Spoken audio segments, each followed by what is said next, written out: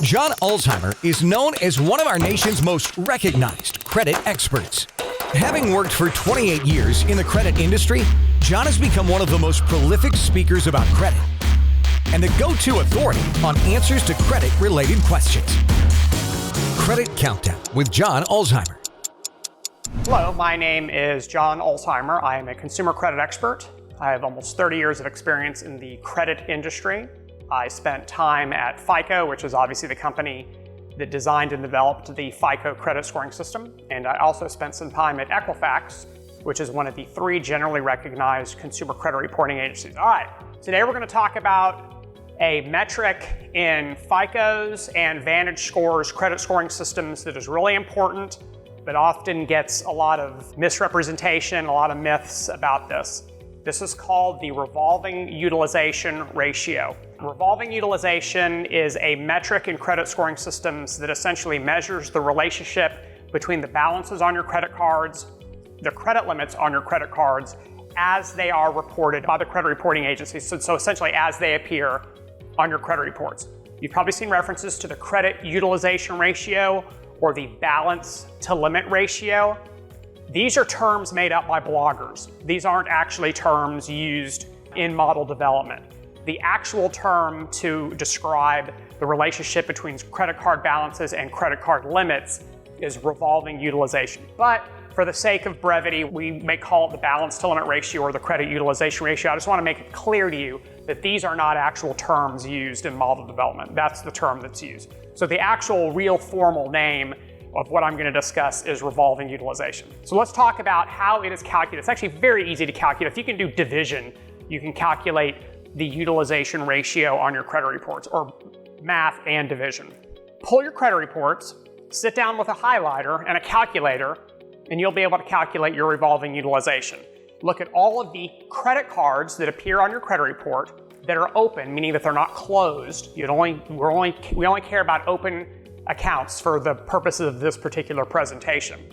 And then add all the balances together, not what the actual balances are at the time that you do this exercise, because balances on credit cards, they are ever changing, right? Payments, credits, interest, fees, new purchases, all of that changes the balance of your credit card bill. But what's important is what shows up on the credit report. So let's just say hypothetically, let's make the math easy. You add up all the balances on your credit cards. Now remember, credit cards means Visa, MasterCard, Discover, American Express. If the American Express card has revolving terms, I know there's different American Express cards that are charge cards where you have to pay in full every month. We only care about those that you can carry a balance from month to month. So Visa, Amex, Discover, MasterCard, petroleum cards, so your gasoline credit cards, and your retail store credit cards like your Gap and your Macy's and your Home Depot and your Lowe's. So all that stuff is plastic, all of it's credit cards. So we want to add up the balances on all those. So let's say hypothetically that the balance on your credit report equals $5,000. So now look at all the credit cards on your credit report that are open. Doesn't matter if they have a balance or not, but that they're open. And add the credit limits together. And let's just say hypothetically that when you add the limits together, you get 10,000. So what you have here is the aggregate of your balances divided by the aggregate of your limits. Sum of your balances, sum of your limits, and you're going to divide the aggregate balance by your aggregate limit. When you divide 5,000 by 10,000, you get 0.5 or 50%. This percentage is important in your credit scores. You want this percentage optimally to be as low as possible. There's a variety of ways to do that. You either have lower balances that appear on your credit reports. If this was only $1,000, then you'd have 10% utilization. So you can certainly lower the balances on your credit cards, or you can increase the limits on your credit cards. If this was $100,000, then this would only be 5%, okay? So this is just math. Or you can do a combination of both. You can pay down your credit cards and have your credit card limits increased, or open a new credit card, have that added to your credit report, and now you have an unused credit card with some amount of a credit limit. So my point is that there's a lot of ways to massage this math and to figure this out. But what's important is that figure. This is the revolving utilization ratio, aka the credit utilization ratio, not really, or the balance to limit ratio, not really. But anyways, they're all the same thing. Now we're going to identify some myths about this particular ratio. One of the myths that I see all the time is that this ratio is worth 30% of the points in your credit score. Factually inaccurate. Absolutely wrong.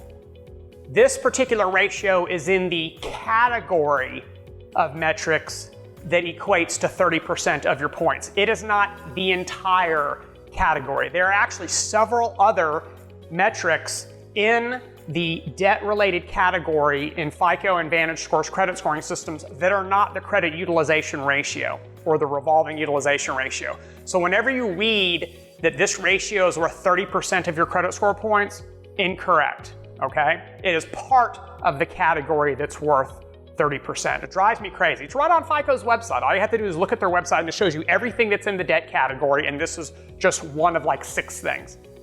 The next one, I'm gonna get arguments in the comment section, I can already see you writing them now, is that HELOCs are somehow incorrectly counted in this ratio. And so for those of you who don't know what a HELOC is, it's an acronym, HELOC, HELOC, Home Equity Line of Credit.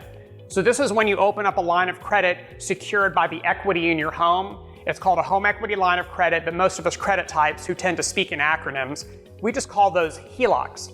A HELOC is, in fact, a revolving account because you can draw down part of the balance, pay some minimum payment every month, carry a balance over month over month over month. When you pay it down, you get that credit limit back and you can borrow against it. So it kind of smells like a credit card. So there are people who argue that the HELOC counts in this ratio. Factually inaccurate. The HELOC is clearly identified on your credit report as a home equity line of credit. It's a secured loan because it's secured by the value of your house, where credit cards, most of them anyways, are not secured. And so the intention in credit scoring systems is to consider these things as completely independent measurements. So your HELOC obviously is counted in your credit score because if you're paying it on time or if you default on it, obviously those types of things count. But as it pertains to the revolving utilization ratio, it is not considered. But I know some of you are going to want to argue with me, so go ahead and drop them in the comments. And FICO's gone on record and says, no, it's not considered. So if you don't believe me, maybe you'll believe FICO since they built all this stuff.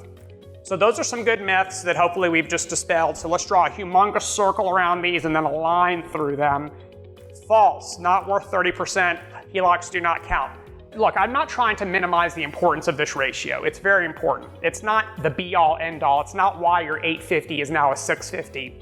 But it definitely is something that you're going to want to keep your eye on, and especially right before you apply for something, especially a big loan like a mortgage or a car loan, you're going to want this ratio to be as low as possible because you're going to earn more points in this particular metric. So that means maybe paying off your balances and not using your cards so much, paying them off before the statement closing date. So you're going to want to kind of be strategic and plan ahead before you apply for something so you can get this ratio down as low as you possibly can. So if you have any comments or if you want to argue with me about this, drop those comments in the comment section below and I'll do my best to get at them. Thanks for watching. Have a great rest of your day. For more videos and credit tips from John Ulzheimer, go to www.tradelinesupply.com.